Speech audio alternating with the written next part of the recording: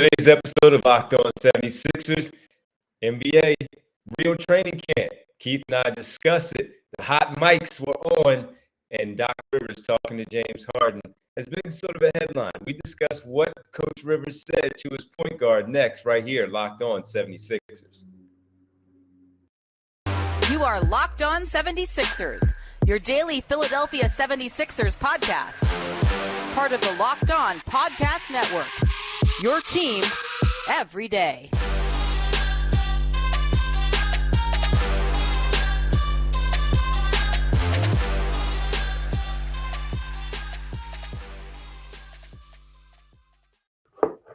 That's right. Welcome. You are Locked On 76ers. I'm Devon Gibbons from 97.5 The Fanatic Radio, alongside my co-host here, my partner in crime, as we talk hoops each and every day right here on the Locked On 76ers podcast from theinquirer.com. Sixers beat writer Keith Pompey. What's up, Keith?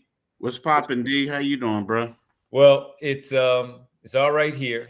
Got to do a weather check on you. Make sure you're good, man, since you are down south there. What's going on in South Carolina, in Charleston, South Carolina, where you guys are?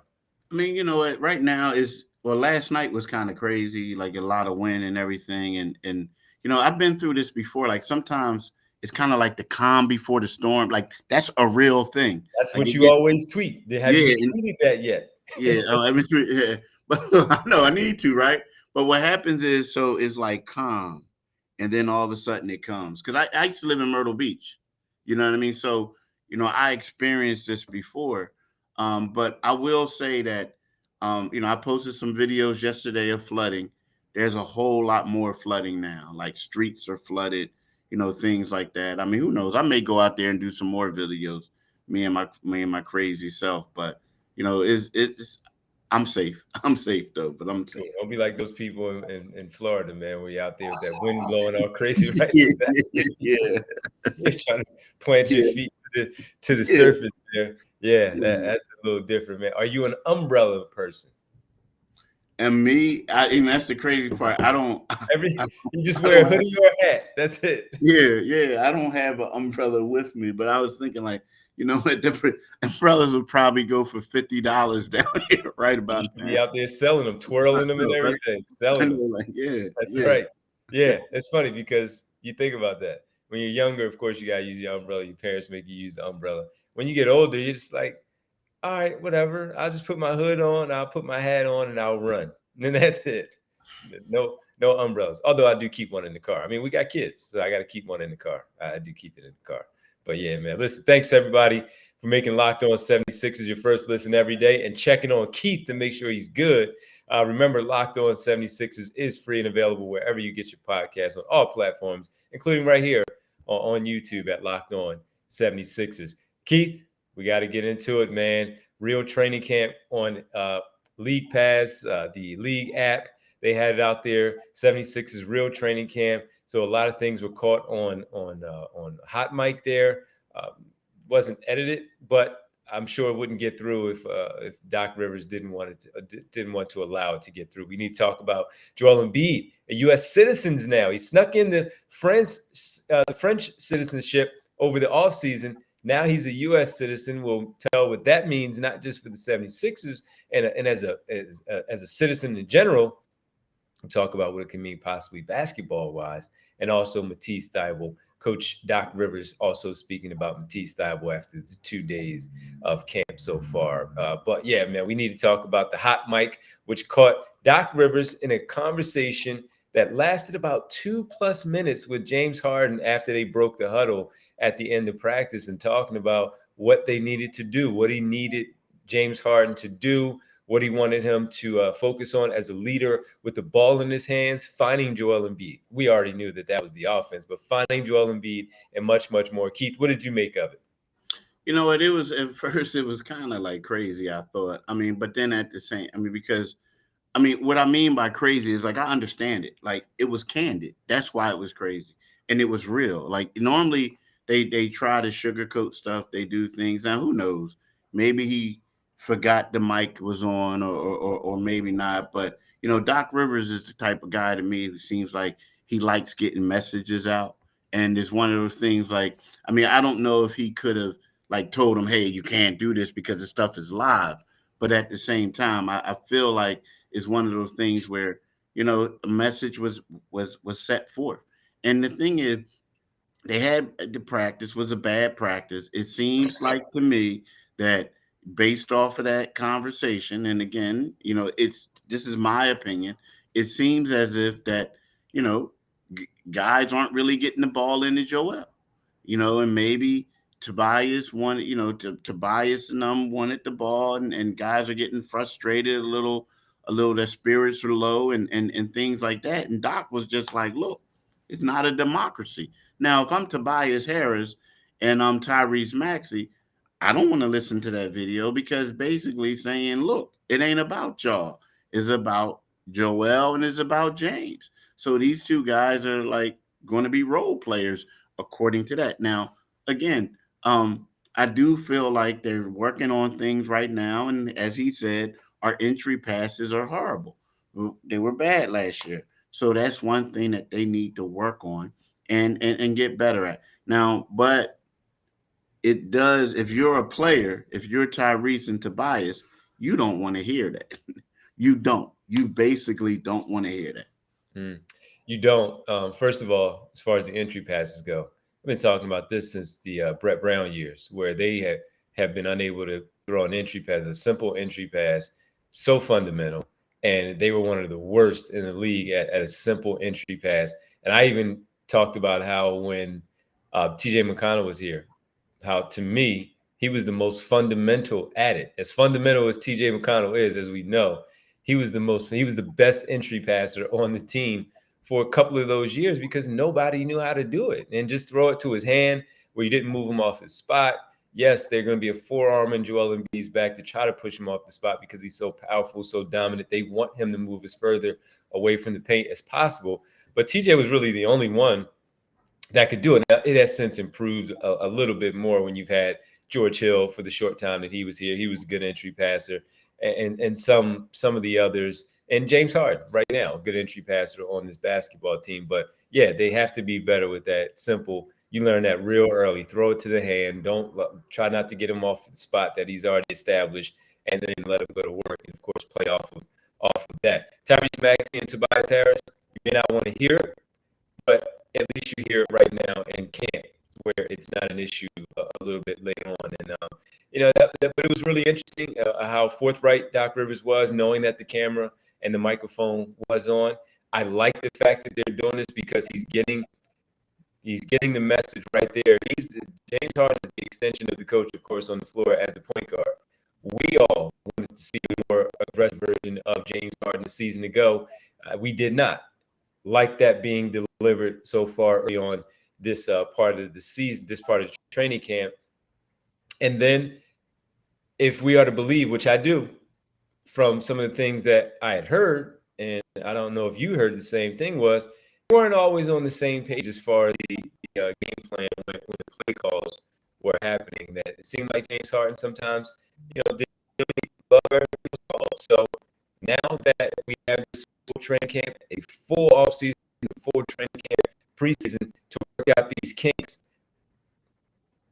I love to hear this. I love that they're talking about this right now, and I hope that it's being heard. I hope it's being accepted, and then we just go from there and see how it translates to the floor, because it's necessary for them to have these conversations right now. If you're gonna be who they want to be, they have to be open. Will it translate? Don't know, but it needs to be discussed right now. The one thing that concerns me though, and there, and I don't mean to be the killjoy, but the fact that he's saying that the spirits are low right now. You know what I mean? Like, it shouldn't, like, last year they had the Ben Simmons situation, so you can understand the stress that people were going through. But right about now, you have these guys where you got a bunch of role players that you inherited, right? None of these guys are coming in saying, they're not the ones that's taking the shots and doing all that other stuff, but the spirits are low. And he said, who else's spirits low? So we're talking about their big four. Yeah. These guys got to get it together. They have to get it together. And why would their spirits be low? That's puzzling to me, because We were there on Monday. It was just media day, so everything is good. Vibes were good. Spirits seemed pretty good there also. Why would their spirits be low? I mean, this is an anticipated season. They are a contender. They know it. The players know it. Why would their spirits be low? Maybe Tyrese Maxey and Tobias Harris will have a different version if they were being talked to by Doc Rivers saying, my spirit's not low. So that's where the Yeah, I openness think has to no, it come is. in. I think yeah, maybe, but I also think that um I don't know. I think the spirits are low, dog, because the way They're there. they came out and said it, and James was like, He knew and it right away. he won't knew. He said right away, and Doc was like, right, you Yep. know what I mean. And then he was saying that the spirit of this practice is BS, right? He said that. So to me, it's like, um, I don't know, something just ain't clicking right now, and it just has to click. And again, like you said, it's good to address this early to try to get stuff together, but they got to get it together, because it just seems as if, like, when we do these press conferences, and even like the preseason press media day, after practice, it becomes a narrative. Yo, everything is cool, we all right, we this and that, da da da. But you don't really know what's going on until you see it. You got to see it for yourself. Like, dude, they could tell you that a blue unicorn galloped up and down the court, right? We all know there's no such thing, but at the same time, if they all swear by it, then you like, huh? Like, what are you talking about, right? So, in other words, what I'm saying is, when they do these press conferences afterwards, they can tell you whatever they want to tell Sure. you, and you Yep. go with it. But then when you hear, like, you see this, and then you like, okay, okay, they got a long ways to go right now. And again, they got until October the 18th to get stuff right. They got, what, 19 days. They're professionals, they're veterans, they'll do it. They'll try to do it. We'll see. But at the same time, like, to me, it wasn't like, you expect to hear stuff about guys having to adapt, as instead of the players, your big four spirits are low. You know what I Yeah. mean? To me, that's something that they got to correct. And again, do it now. As you always say, do it today, people.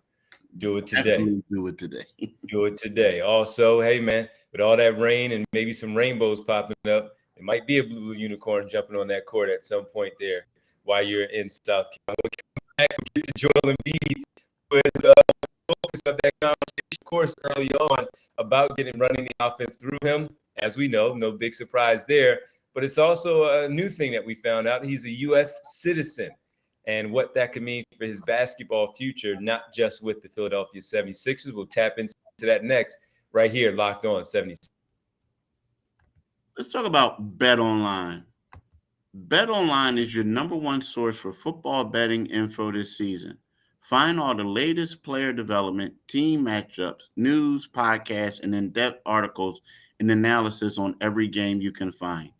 And as always, BetOnline remains your continued source for all your sports wagering information, with live betting and up-to-the-minute scores in every sport for every sport out there.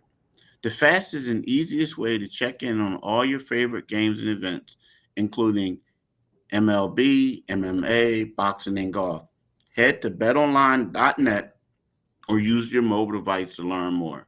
BetOnline, where the game starts. Do it today. Do it today. I think we get a game tonight. First game in Tokyo games. They're playing right now, bro. Oh, they're playing right now? Yeah. All right. That's Yeah, good. I believe. Yeah. All I mean, right. they were playing like 5 this morning. When like I couldn't sleep, man. I'm looking at on Twitter. You know, you get your phone, you like, Yeah. oh, okay, starting lineups. I really want to do this, but it's too early to be part of Yeah, nah, I'm out. Going back to preseason. sleep. Yeah, no, Yeah, going yeah. back to sleep. Thanks for making Locked On 76ers your first listen. Now, for your next listen, check out the Locked On Now podcast, nightly recaps of every NBA game with analysis from our local experts. It's free and available wherever you get your podcast.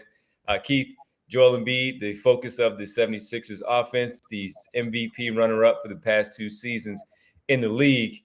He revealed in the offseason that he was a French citizen now, and so many speculated that he could play for Team France and Rudy Gobert. Who else? Nicolas Batum, Evan Fournier. Those players in that lineup with Joel Embiid in it would be pretty good. I mean, there's some pros in there, and they're a good basketball team. But now he's a U.S. citizen. Who's going to tell him no for Team USA? Keith. I Does he mean, have any interest? Do you know? Have you ever heard him really talking about this I stuff? mean, nah, I haven't. But in regards to that, like, I mean, but I'm probably sure pretty sure he does. I mean, yeah, he could play for the French team. I mean, like if he plays for the French team, I think that team will be very formidable. My only question is like a lot of these international games and stuff like that is all about guard play and stuff like that, and versatility. Like I know Durant is kind of like a big, but he can put the ball on the floor. He can do all that stuff, right?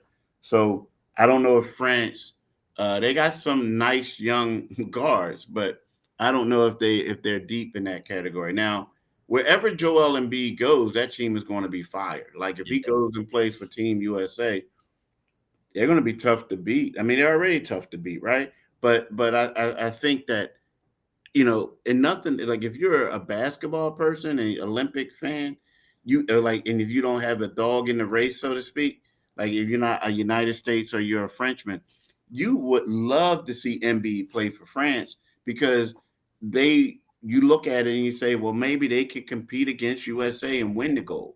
You know what I mean? But if he goes for Team USA, it's like kind of like, yeah, man, you're like a 5-star quarterback going to Alabama, where you basically just being part of tradition, but you're not starting a tradition. You know what I mean? So, I don't know. Well, yeah, I can't wait to find out which direction he leans more into. Would he want to play for Team USA or play for Team France in that regard? Yeah, it is heavy guard play, but when you have Joel Embiid on your team, you have Joel Embiid on your team. You got to find a way. If he played for Team France, he would probably be the 4-man because he's more skilled offensively than Rudy Gobert. So that would be an intriguing thing to watch, to see him play primarily as a 4-man, and that's a lot of perimeter work. I don't know how many Sixer fans would love that since they always want to see him play on a low block, but that would be fun to watch. But on Team USA, I mean, um, first of all, there's no better center in the league than him. So there's that. You know what I'm saying? Um, there's no one better than him in the league outside of Nikola Jokic, who is not eligible to play. He would be your starting 5 on Team USA. And I would welcome seeing that, and that would be fun. But he also mentioned that he is, a U.S. citizen because of the fact that he's lived here for so many years now. He works here. His son is born here, so his son is automatically a U.S. citizen, and he wants to make sure that he gives himself every opportunity to do that also, to be there. And we've seen him kind of make a lot of decisions as of late and how he has done things based on the birth of his son. So uh, I guess I wasn't expecting it, but it wasn't as if that I didn't think he would ever do anything like this. So pretty cool to see that Joel Embiid decided to become a U.S. citizen now at this age. So, all right, man, final segment. We got to talk about Matisse Thybulle. We talked about Thybulle a lot this offseason, but Doc Rivers spoke about him about training camp. You were there. You will let us know on the other side what Coach Rivers had to say about his talented wingman right next, right here on Locked On 76ers.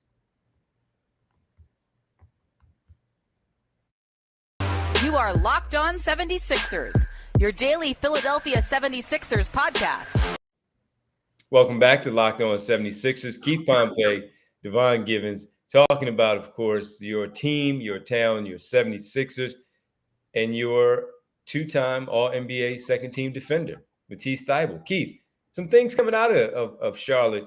I mean, I keep saying Charlotte. Coming out of Charleston, South Carolina, about some of the players, and the latest being Matisse Thybulle. What can you share with us of what Doc Rivers had to say about Matisse Thybulle? Matisse, like the biggest storyline with Matisse this year is basically, how is he, his workouts in the off season, right? Um, and improving his shot, and basically has he improved. Now, I will say this right now is one of those things he's been having, on days, off days. Doc revealed that on Wednesday, Matisse made three or four threes. He was hitting a lot of shots. And then the next day he didn't do, he wasn't, he just wasn't shooting the ball that well. Um, but the thing is, they're not concerned with that because in the past he would shy away afterwards. But right now it's like he keeps coming back and he's keep shooting them. Now what he is doing better is his cutting to the basket. It has been a lot of improvement with that. That's also one of the things that he worked on this season, and his improvement is noticeable, and he's doing a way better job of that. So the 76ers seem to be happy with what Matisse is doing because you know, and I don't mean to take this as a knock at Ben Simmons, but Ben when he did it, he struggled. He just wouldn't do it.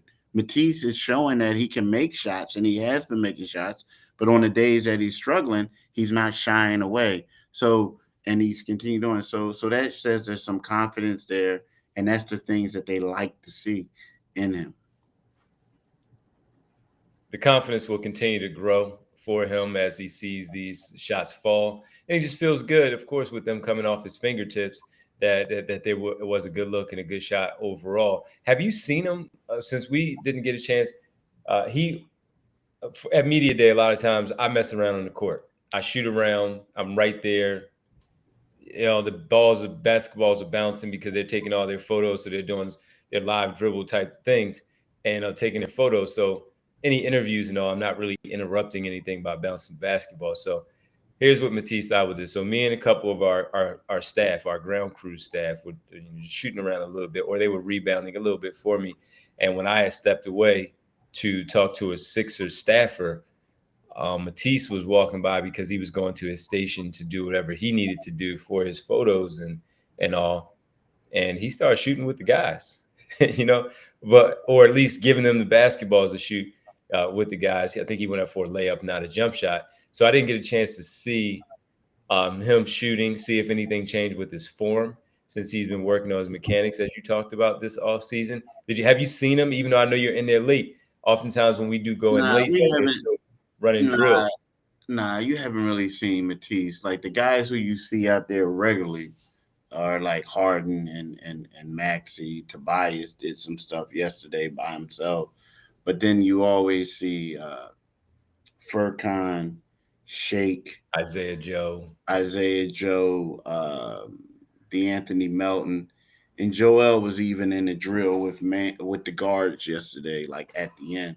But Matisse, and that's not to say he's not putting it in, because No. what they do is they have several guys. While several guys are on the court, other ones are like in the weight room, Yeah. getting trying to get swole, so to speak. So you know what I mean. So there's no telling where Matisse has been after that, because there's other players you keep asking, well, where they at? Where they at? And they're like, oh, they're in the weight room. You know what I mean? So that's what it is. Yeah. So just curious to see if you had seen him taking any shots and see if anything had changed at all. Do you know as of right now how, and I know we're going to have an episode on Monday before the first preseason game in Brooklyn, but do you know if how guys are? Do we know what it's going to look like on Monday for the game, or is that something you feel like will get Nah, it's closer? kind of it's not as of yet. They're not practicing today because of what's happening. So they're doing like some stuff. But I will tell you this: if I think that we don't even know. Like you got a guy like PJ Tucker who had his knee scope, excuse me, and things like that, and he's a guy that they know what he can do. And if he's out there, I don't expect him to play a lot. Same with a lot of the other guys, right?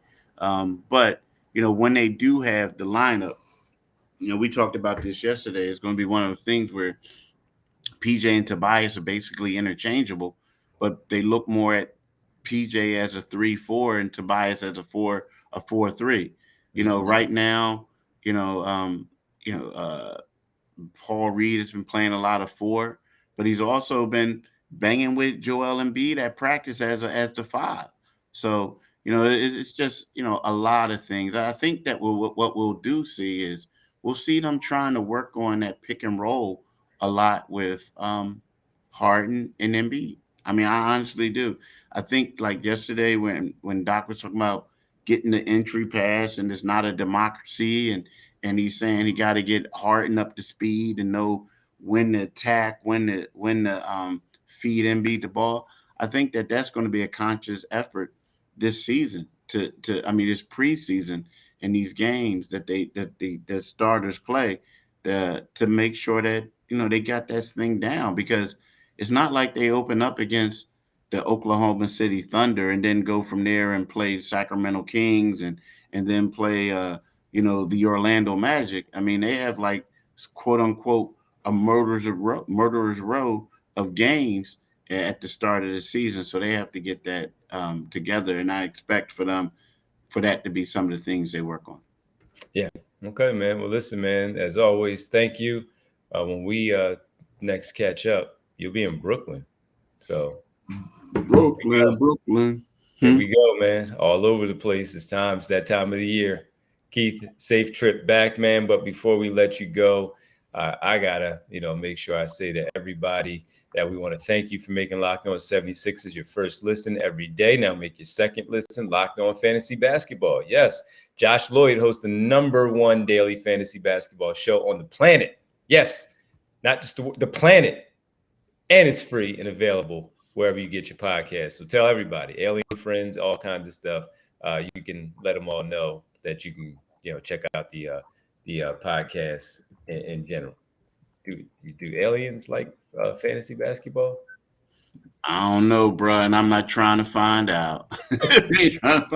But hey, before we go, we also want to let you guys know that today's episode was brought to you by Bet Online. Bet Online has you covered this season with more props, odds, and lines than ever before. Bet Online, where the game starts. Now, D also talked about where you can get the other podcast from. But also, you could get our podcast wherever you get your podcasts at. And also, you can listen to my man D twice a day. Actually, more if you want to listen to some of our old podcasts. We encourage you to do that as well. Absolutely. But tonight, you need to listen to my man D break down everything Philadelphia sports, Eagles, Sixers, what have you, on the Devon Givens show. Yep, your boy has his own show on 97.5 FM. It's from 6 to 10 p.m. You can also follow him on Twitter at DivonG975. You can follow me at Pompey on Sixers on Twitter, and you can read my stuff in the Philadelphia Inquirer and at Inquirer.com. Keith, did you see me with the Union on Thursday? Yeah. I was getting my David Beckham on. Yeah. I wish I had David Beckham money though. Boy, you ain't lying. Soccer players, man, they make a lot of cheddar, dude. And it's not just the money that they make from their clubs either. They get a bunch of endorsements. Yeah, Yeah, off the field stuff. Oh man. Well, listen, man. Be safe there. Safe travels back to Brooklyn as we get ready, and you and I get together for our next episode on Monday as the Sixers kick off their preseason schedule against the Ben Simmons, Kevin Durant, Kyrie Irving, Brooklyn Nets. We'll see who all plays in that game on both sides on Monday. Keith, be safe, man. We'll talk to you on Monday. All right, bro. See you Monday, man. All right. Have a good weekend, everybody.